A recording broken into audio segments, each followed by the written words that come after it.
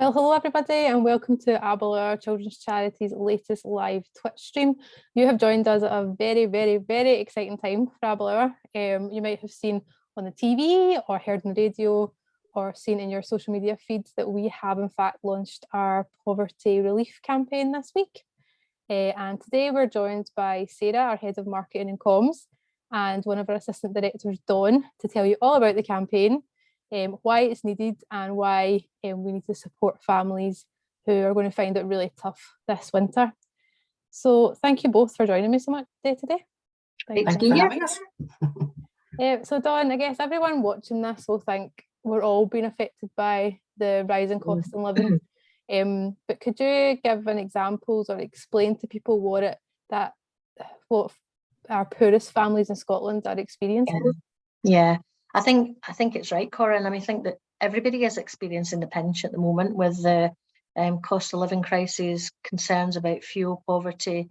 But for many of the families that we're supporting, it's at levels of concern that are just kind of unimaginable for many of us.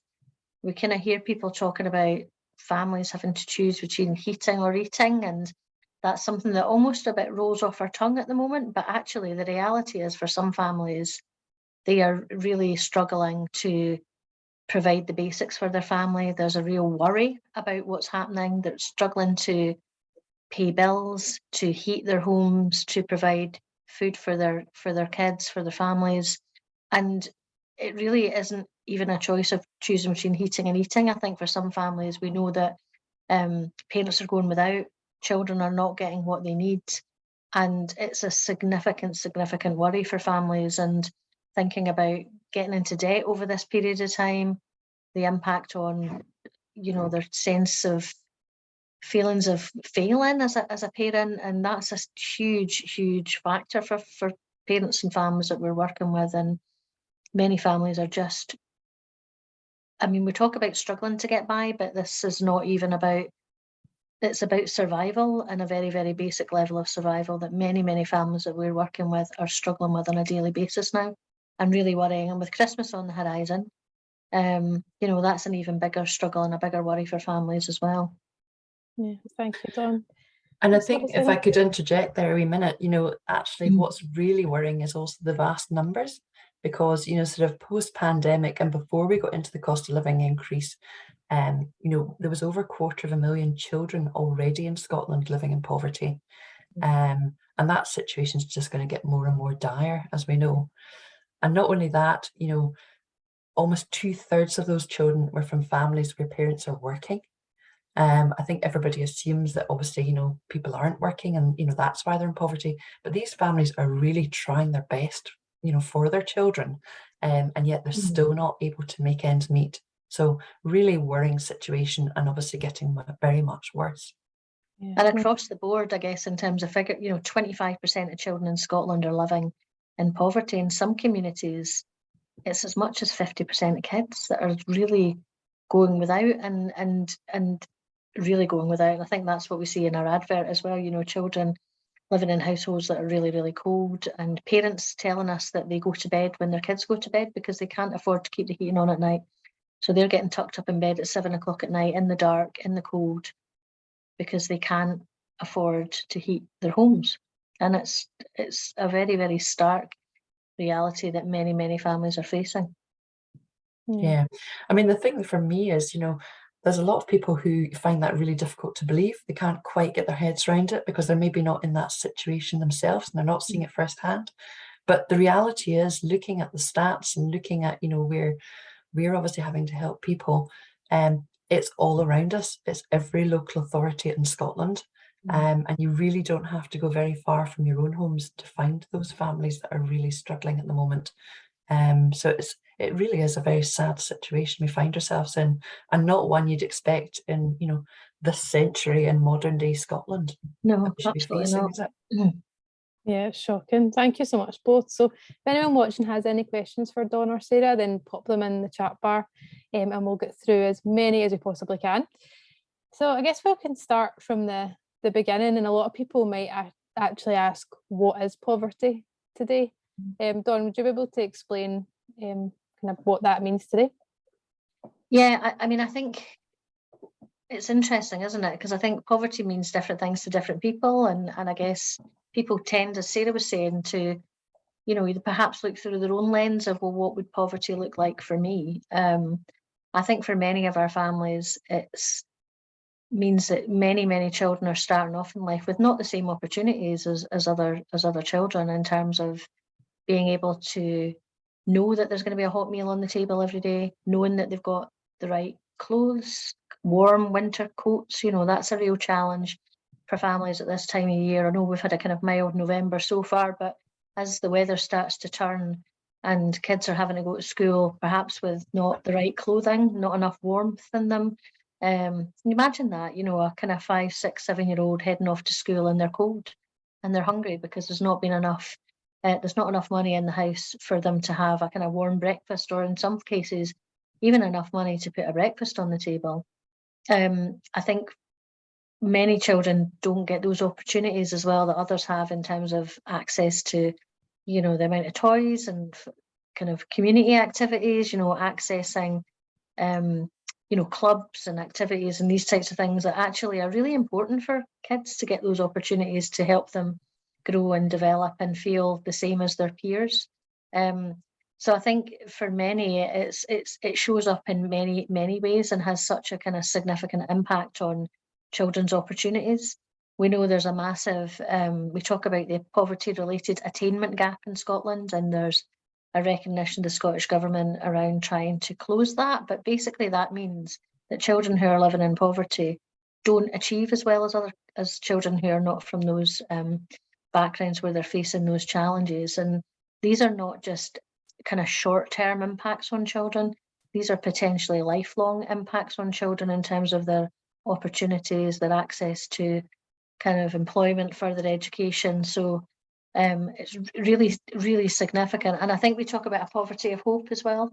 You know, when you're facing challenge with the basic needs in life, actually that has such significant impact on you in terms of feeling like you've got hope. You know, difficult to be hopeful about what's around the corner in your future when everyday basic experiences are really difficult, and survival is really difficult. And I think it's important for us not to just really use words without really thinking about what they mean. You know, what does poverty truly mean? So I'm glad you asked that question, because for some families, it's deep rooted and it's deep seated, and it's a daily worry and challenge.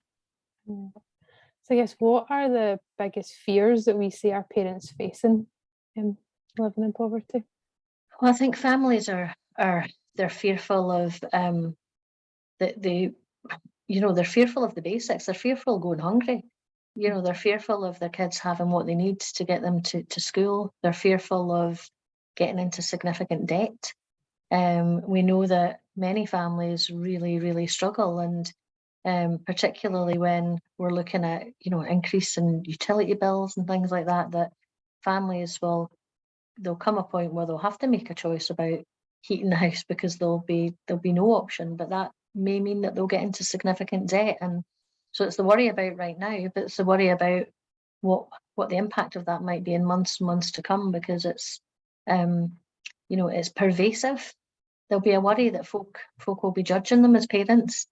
You know, parents want to kind of do best by their children, and we know that you don't bring children into this world to you know, not want to do your best by your kids. And the parents they'll carry a lot of shame. We know they carry a lot of shame. They tell us that they feel that they're not able to provide for their kids, and that can have all sorts of impacts in terms of people's mental health. We're seeing that in families that we support. Parents are telling us that their own mental health they're struggling. They're really struggling with this, and we're seeing it in children as well. You know, post-pandemic, you know, folk have had to go through. We've all faced the challenges of the pandemic, but when you add into that the real challenge of daily living and daily survival, the impact is significant. It's really important that we can support these families in the best way we possibly can. I must admit, Dawn, you know, I can't imagine as a mum, you know, some of the scenarios that these poor parents are having to face. I mean, you know, as you said, you want to do right by your children, don't you? Yeah, and, you know, absolutely. if you know, you know they're starving, you know that they're not sleeping because, you know, their tummies are rumbling, you know that they're going to go to school and they can't learn because, you know, they haven't had the basics really, have they? Yeah, And there absolutely. was that awful story about the mum who had children and, you know, she couldn't send her child to school. And the reason being that, you know, his shoes were 2 sizes too small. Yeah, And when he did try and go to school, he had such terrible blisters, he just couldn't walk. yeah. And so he then became isolated at home.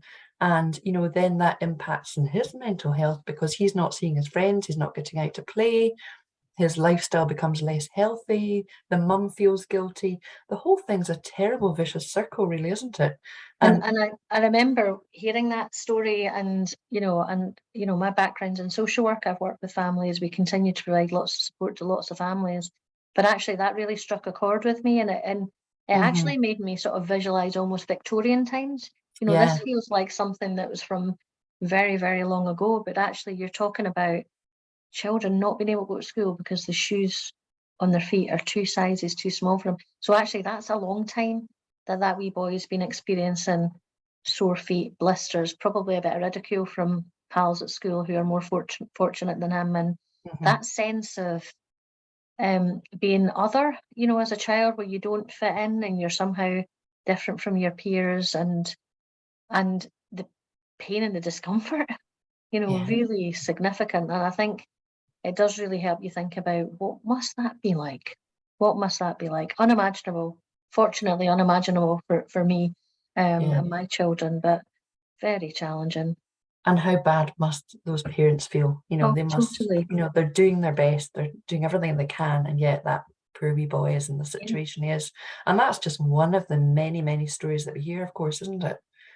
Absolutely, absolutely. And we see them, unfortunately, we're seeing them on a daily basis with the families that we support, where, we have a support worker who's supporting a family who would go out, we'd often go out and visit families maybe in the evenings as well, and support them with bedtime routines and really helping families some of the challenges that they might face. And mum was sharing that how difficult it was to settle our kids to sleep at night. She just couldn't settle them. And actually when we started to kind of talk some more, you mentioned rumbly tummies, and that was a challenge. The kids were hungry.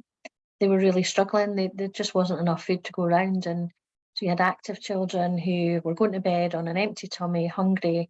And that, for a mum to not be able to kind of resolve that and fix that for a child, and knowing that they're going to get up in the morning, and like you said earlier, going to school with a kind of empty tummy, we know we need to feed the brain in terms of learning as well. We need to be able to kind of go in with, some energy within us. And for many children, this is just not what they're experiencing at the moment. It's horrific. And I don't use that term lightly. Yeah, it's quite shocking, isn't it? Because like that, we're showing the scale of how this impacts people's lives, how like that it affects the child's education, it's affecting their mental health. It's just something that it's not that they just don't have money, it's like it's affecting everything else in their lives, and then they're not getting out to do things that their peers are maybe getting to do, so they're missing out on life experiences that helps them to develop, which is awful, really. Absolutely. And I think having we all like a bit of escapism as well, don't we, from some of the kind of challenges in life. And when you have resources at your disposal, you can maybe actively choose to, escape from some of those challenges. But for many of our families, there is no escape. They may be in, their housing that they're living in won't be great. We know that from families that we're supporting, that, we often need to kind of help them to challenge and get better support around their housing, or advocate for housing moves. To get away from some of this and have nice positive experiences, it's just not a reality for the many of the families that we work with. They're very stuck in this cycle of poverty that's will feel impossible for them to get out of. Yeah. So I guess one of the questions we've been asked is why are families living in poverty? I know the cost of living crisis and the pandemic's playing a lot into that. So we've seen an increase in people needing our support. Or are more families being pushed into poverty because of the current economic situation? I think probably all of that. Sarah, I'll let you come in. No, absolutely.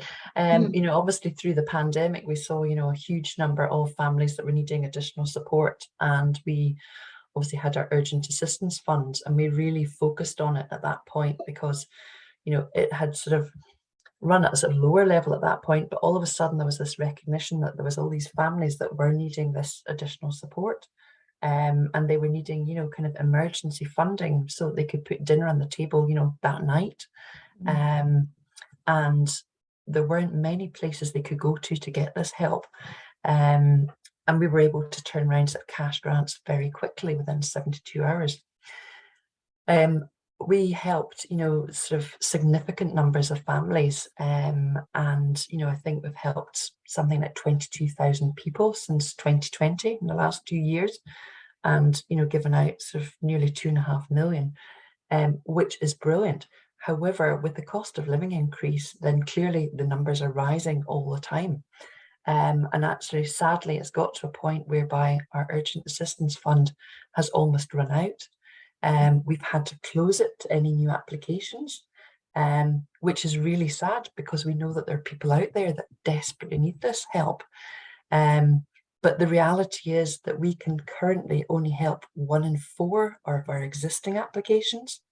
So that means the 3 out of 4 of the applications that we've got in the system, we just can't help because we've run out of money. And we're hearing that from other charities and organisations and food banks as well. For the first time, they've run out. And that's a really worrying situation.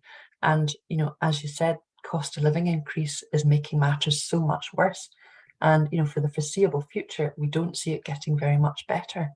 And that's why it's really important that charities like ourselves are doing everything we can to, highlight this issue and raise as much money as we possibly can to help as many children and families as we possibly can throughout Scotland just now.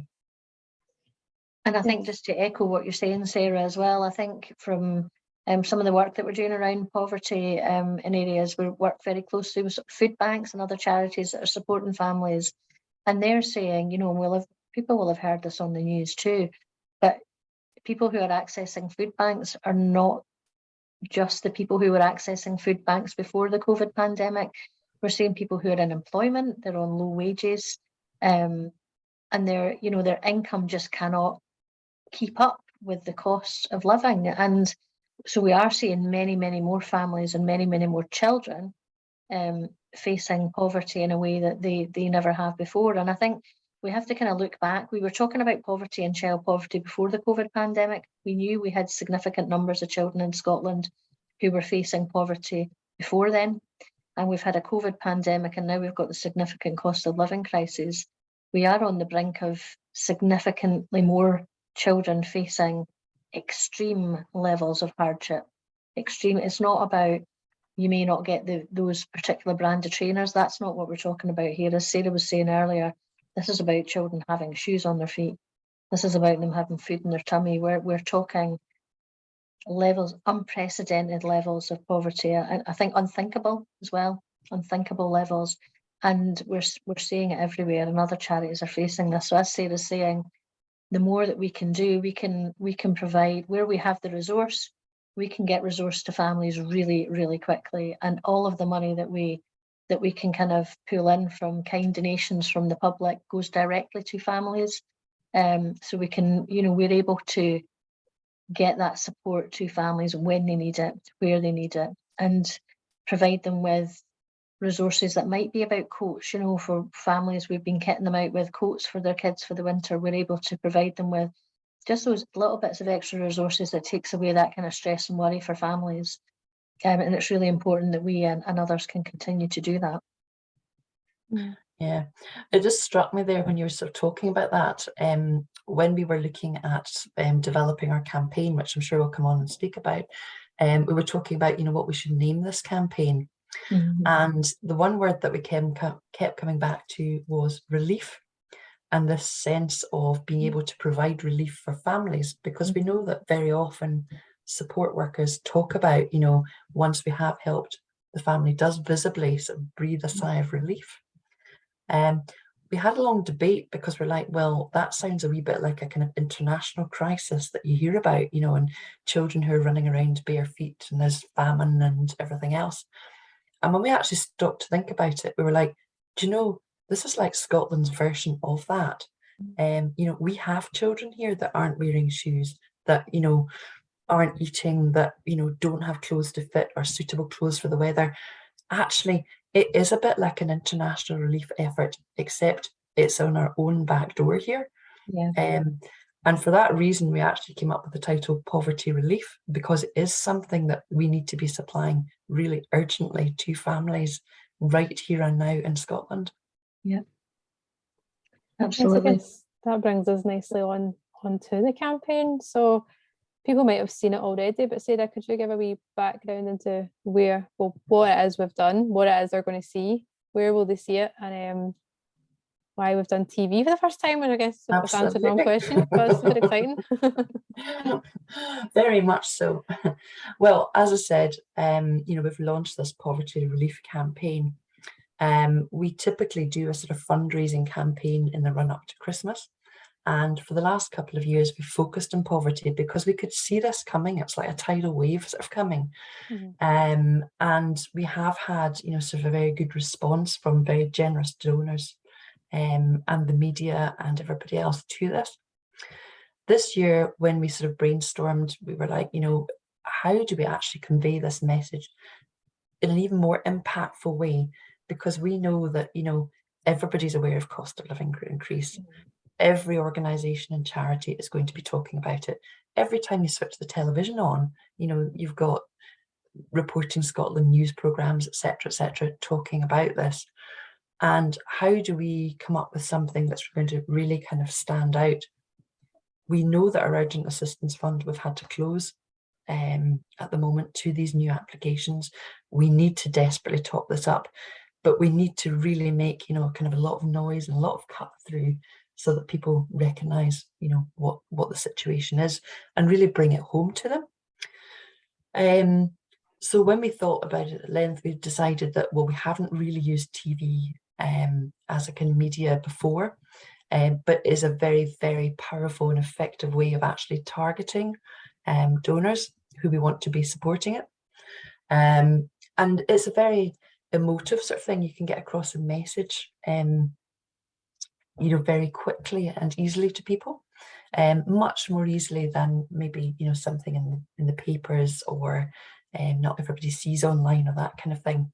So for that reason, we decided that we would go on TV, and we really did want to make, you know, sort of a big impact. So for those of you that haven't seen the television advert, it basically opens on a little girl called Emma, who's 8 years old, and she's coming home, to a very average sort of Scottish house. She's coming back from school, she's kicking off her shoes, she's going into her room, picking up her homework, sitting down at the kitchen table, she's having her tea, and then she's going to go to bed. But something happens to that family. There's the increase in cost of living, and one of her parents loses their work, and they just don't have the income anymore. And so suddenly they're, you know, really at breaking point. And suddenly you see that actually they can't afford to heat their house anymore. So the radiator disappears from the wall. You see that she's sitting at the table, her plate's empty, there's no food there. And her bed, which she's outgrown, it actually broke because, you know, she's outgrown it in any case. They can't afford to replace it. And that is really the situation for so many of these families. They're going without basic essentials this winter. And we really wanted to convey that in a very kind of powerful sort of way to the public. But at the same time, it was really important to us not to stigmatise it, because it is too easy for people to write it off and say, oh, that's just, you know, people that we don't know about or whatever. This is a very ordinary, average little girl. It could be anybody's next door neighbour. It could be anybody's grandchild. And we want them to really kind of empathise with that. So we've launched this advert in television. It has a call to action at the end, whereby we ask people to visit our website to donate. And they can do that by going to aberlour.org.uk/poverty relief. and they can find out ways to donate there. And we also highlight the fact that 100% of the donation goes directly to children and families in Scotland. So we are not having to take any sort of admin costs or anything for our Urgent Assistance Fund. That's all covered elsewhere. So if somebody donates £20 today, then £20 of that money will find its way to those children and families who really, really desperately need it. So that campaign launched on Monday. We've had a really great response so far. We are going to have radio advertising on Smooth Radio from next Monday for a couple of weeks. We also have press advertising. So in all the big national Scottish papers, we will have adverts and advertorials. You can see lots of advertising online and on social media. So we really are covering quite a range of different media. So hopefully it will target pretty much most people in Scotland. They should have seen it. We're also writing out to all our loyal donors, and they'll be receiving letters this week explaining what the situation is, why we need the funds for the Urgent Assistance Fund to help the poorest families. And really just we are looking to kind of make as much noise about this as we can, as I say, just to raise money and also to raise awareness of the work that Aberlour does and the fact that we are helping those people in society who desperately need it. So it's a really exciting campaign. We are really pleased that it's now out in air, and initial indications are that we're getting a great response to it. So long may that continue. And if anybody watching this is in a position that they're able to donate, then please do go to our website, aberlour.org.uk/poverty. We would really appreciate if you're in a position to be able to help us. If you possibly can, that would be fantastic. Does that cover it, Corinne, for you? Yeah, no, definitely. And I think as well to say, like, no matter how small your donation is, all of it will go to families and to help them. I mean, the story we tell of Emma, we've actually popped the link to the ad in the chat bar for anyone watching to actually see it. That advert represents so many applications to the Urgent Assistance Fund that we've received. So Dawn, could you explain like the type of things that people are asking us for and the situations that they're in?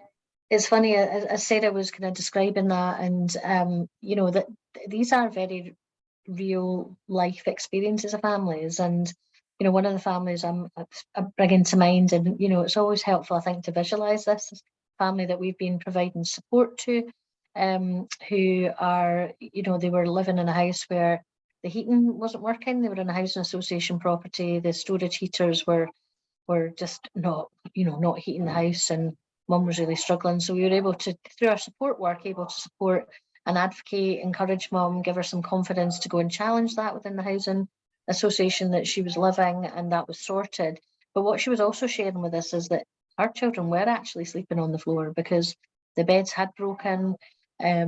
She couldn't afford to replace them, and so we were able to, through the fund, provide her with the money to get the beds, buy new bedding, and some, you know, they were able to kind of buy some little extras like cushions and throws, just to add, you know, just to make your house feel like a home as opposed to somewhere that you just go home and reside. But we can support families with all sorts. We can provide them with emergency resource to pay up their electric meter. You know, some families are on prepaid meters, which are, you know, that's another challenge. We find more people who are living in poverty are in these systems where they have to prepay for the heat and light that they have, and that can be a huge significant challenge. And so we can help people out in those types of emergency situations. We can help people when their washing machine's broken. You know yourself, if your washing machine goes on the blink, you think, God, that's 300 quid that I haven't really budgeted for. But actually, when you really don't have any resources, families just they can't get themselves out of that. You imagine trying to wash and dry your clothes by hand in a house that's not got adequate heating or space or outdoor space. You know, many families will be in flats where they don't have outside space where they can wash and dry things on the line. So we can help with white goods. I mean, it's really anything that families need. And I think that's the beauty of it, that this is really about not having lots of barriers in place. It's about what is the issue, what is the challenge, how can we help? And as Sarah said, you know, we've been able to support many families, and they're not all families that Aberlour are working with. Some of these are, you know, families that are being supported in communities across the country by other organisations, and we're able to step in and provide them with that little bit of extra that makes a massive difference. The mum that we provided the beds and the bedding for, she said, you know, I feel like my life is transformed. It's a small thing that we all perhaps take for granted, or many of us take for granted. And I think it's those little things that in a moment of crisis that we've got a support system that can step in and just alleviate that. People are already facing really difficult challenges without having to, you know, it's almost like being kicked when you're down. If we can be able to go in and kind of just provide that bit of help that somebody needs, then it's very, very valuable, essential to many communities. And that's why it's so important that we can open up the Urgent Assistance Fund again, isn't it? Because, you know, we desperately need it to be opened up so we can help these families. Absolutely, and quickly. I think that was the thing. I think you were saying, Sarah, you know, within 72 hours we can resolve a situation where we have a buoyant fund. People don't have to fill in lengthy forms that takes, you know, weeks and weeks and weeks for families to get an answer. This is about a quick response to families who are genuinely in crisis, and we can provide that extra layer of support and comfort that actually will bring relief when families are facing, you know, significant daily challenges.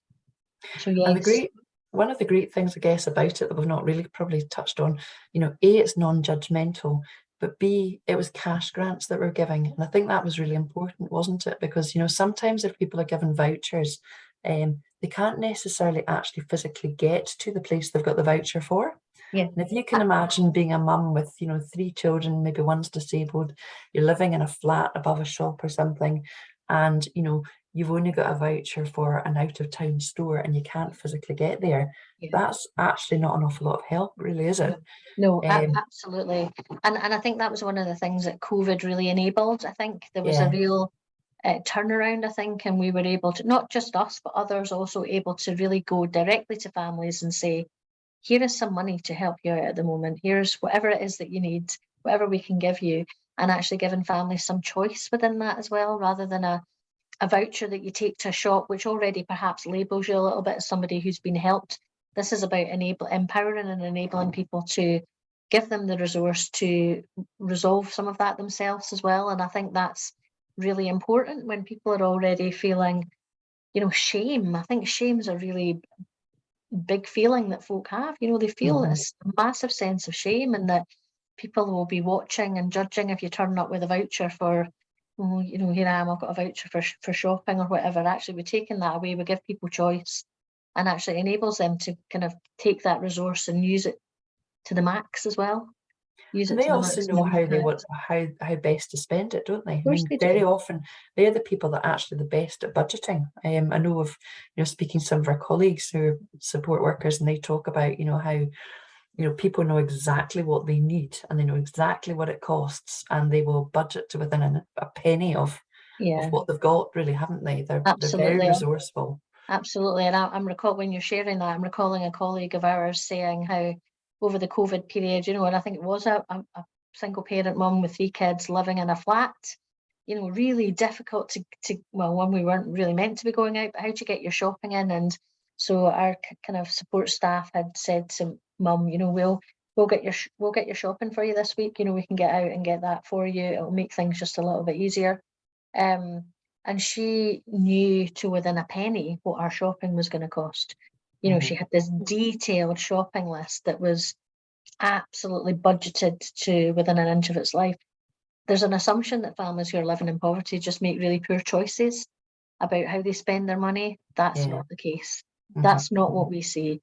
We see families who are expert budgeters. You know, they know where all their money is going. They just don't have enough. And I think that's the absolute bottom line here. People have just not got sufficient to live off, and they're getting into debt, and they're accruing debt, not because they're going out and buying fancy big TVs and they've got big TV packages of Sky and Netflix, etc., etc., etc. They actually are, they just don't have sufficient to get by with the basics. And any extra support that we can get to really help people when some of these additional challenges come on that, not all of us can have the opportunity to budget for. How do you fix that? How do you get the shoes? You got 3 kids and they all need new winter shoes and coats. With the best will in the world, that's not going to be cheap wherever you shop. And you might not, as you said, you might not be close by to something that means bus fares and all sorts of additional stress and challenge. So whatever we can do to provide people to get them out of that challenging situation, we've proven we can do it. We've proven we can do it to 22,000 people, and we can do it quickly. And we know the impact. People tell us how much, how supported they feel around that, and how it just takes a massive burden of pressure off people. It's interesting there you mentioned the debt issue, because as you know, and I know that Corinne's going to cover in a few weeks' time, we're doing a lot of research at the moment looking into public debt, because we know that that's actually a really big issue for low-income families on universal credit. Massively. And as you say, it's not the Sky dishes, it's not the Netflix packages, etc. It's basic things like rent arrears that they're having to pay, water and sewage cards, council tax debt, that kind of thing. And what we're finding is it's something like 10% of their monthly income is actually having to go or is taken in deductions for those public debts. And there are things that they're not choosing to have. They are just a person living in this country who naturally accrues those bills. And if they're taking away 10% of what is barely much to begin with, then it's a really desperate situation, isn't it? It is, and I think in many of these circumstances as well, there are often administrative errors as well that have occurred when people accrue rent arrears, and we all know how complex forms can be to fill in, and actually some of this is a bit about timing, but money's deducted from families at source when we already, if you think about inflation at 11%, that in of itself, and then you get 10% taken off what already is arguably insufficient income for families to be living off. It's a toxic situation that families don't have the resources to get out of, and they're often living in communities where their neighbours, their other family members are experiencing those challenges too. They don't have the infrastructure of family support to say, I'm really skint this week, can you help me out with an extra 30 or 40 quid to feed my kids? They don't have those networks of support. And I think it does feel like for many families that the hope is just not there. It's really difficult. They're everything's stacked. The odds are stacked against them. I think that's what I'm trying to say. The odds are stacked against them when prices go up, their income remains the same, and they've got deductions that come off at source with a very complex benefit system. It's extremely challenging. We're seeing more and more of it. There's no wonder it's impacting on people's mental health and well-being, really, is it? Oh, absolutely. Absolutely. I mean, it's something, it's pervasive, I guess. It impacts on every part of your life, and that kind of, I'm sure every waking moment there's a worry for many parents around how am I gonna get by? How am I gonna get to the end of the week? How am I gonna feed my kids tonight? How am I gonna stay warm? What we're gonna do when the weather turns. Just really stuff that families shouldn't be facing in this country in this day and age. Absolutely. I guess that brings us up. We'll round up. I've had a question in, but I think that the question links to our campaign. So I guess we've called it poverty relief because the Urgent Assistance Fund is there to provide that little bit of relief. It doesn't solve all the problems. It just helps the family quickly to help them get back on their feet. But Dawn, do you know what the long-term solution would be for families who are living in poverty? Well, it's a very complex hot potato of a situation. I mean, I think it is complex. I think first of all, before we can talk about getting families out of poverty, we have to raise their income. That's the bottom line. And then I think we need to give people the resources to survive and to feel like they have hope in life, that we're giving children start in life that makes them feel like they've got an equity of access to things like others have. Beyond that, I think it is about how we kind of invest in communities, how we invest in supports, how we invest, you know, we've got a looming mental health crisis as well. And I think we can't just, you know, that's not just going to be wiped away even if people's incomes increase. We have to think about how do we support people within, with their emotions, with how they feel about themselves, how they recover from this period of time, if we can get beyond that. And then sort of infrastructure of how we kind of support families if, you know, if they want to get into work, to sort of think about training and support. And then you've got layers of childcare. So it's very complex. There isn't a quick, easy solution to it, but it's a bit of a numbers game though when you actually think about it.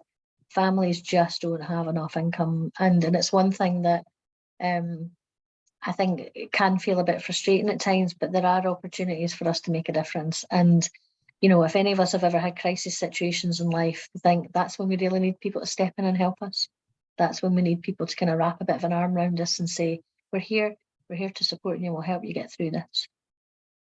Great, thank you so much, Dawn. That was a nice note to end on. So if you enjoyed watching Sarah and Dawn there, then please give our channel a follow and keep up to date with all our future streams. We're hosting these every week up to Christmas so that you can get to know Aberlour, the faces behind Aberlour, and how you're supporting children and their families in your community. So please give the channel a follow, and I look forward to seeing you next week. Thank you. Thanks, guys. Thanks, bye. Thank you. Bye.